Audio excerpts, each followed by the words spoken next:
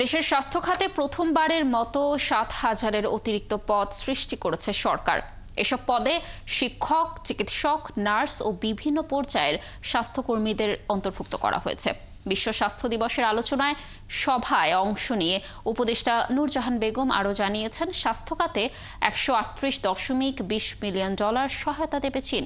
আরও জানাচ্ছেন মেহেদী হাসান। বাংলাদেশ শিশু হাসপাতাল রোগীর তুলনায় ডাক্তার, নার্স ও মেডিকেল টেকনোলজিস্টের সংখ্যা কম থাকায় বেকায়দায় প্রতিষ্ঠানটির চিকিৎসা ব্যবস্থা। বিশ্ব স্বাস্থ্য সংস্থার হিসেব অনুযায়ী হাসপাতালে চিকিৎসক ও নার্সের অনুপাত হতে হবে ১:৩। অথচ দেশে বর্তমানে চিকিৎসক আছেন ১,০২,৯৯৭ জন। তার বিপরীতে নার্স রয়েছে মাত্র ৭৬,৫১৭ জন। বিশ্ব স্বাস্থ্য দিবস উপলক্ষে ওসমানী মিলনায়তনে স্বাস্থ্য উপদেষ্টা জানান, স্বাস্থ্য খাতে জনবলের ঘাটতি পূরণে প্রথমবারের মতো ৭,০০০-এর বেশি সুপার নিউমারারি পদ সৃষ্টি করা হয়েছে।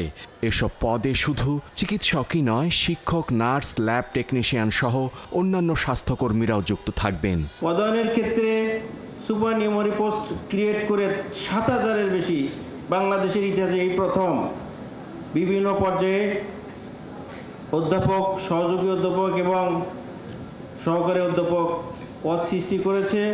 আমাদের আগের এক সময় বলা হচ্ছিল আমাদের অবস্থা কিছুটা বেটার হয়ে আসছে, ফ্যামিলি প্ল্যানিং অ্যাডপ্টেশন যদি বলি, আমাদের অবস্থাটা বেটার হয়ে আসছিল, কিন্তু এখন নাকি বলা হয় যে এটা মাঝপথে থেমে গেছে, এটা খুব বেশি ভালোর দিকে যাচ্ছে না, বরং খারাপের দিকেই যাচ্ছে। স্বাস্থ্যের মহাপরিচালক বলেন, প্রান্তিক পর্যায়ের হাসপাতালগুলোতে ডাক্তার, নার্স ও মেডিকেল টেকনোলজিস্টের পদায়ন হলেও উপস্থিত না থাকায় চিকিৎসা ব্যাহত হচ্ছে।